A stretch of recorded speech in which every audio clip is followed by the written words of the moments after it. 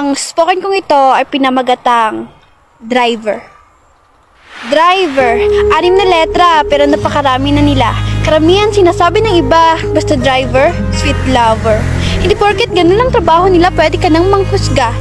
Kapag driver ka, kahit mainit maulan pa yan, basta para sa pamilya, ipatuloy ang laban. Hindi madali ang pagiging driver lang, kasi sa bawat pag-alis nila, mga buhay nila nakasalalay.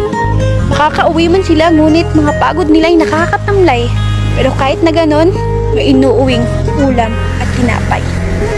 Driver, habang kayo nagmamaneho, hindi maiwasang manakit ang inyong mga katawan, mga pangangalay ng inyong mga kamay, at mga antok nyo'y nilalabanan. Pero mawawala lang lahat ng yun pag pamilya na ang nasilayan. Napapagod din sila, hindi lang pinapahalata, kasi nga may binubuhay na mga bata.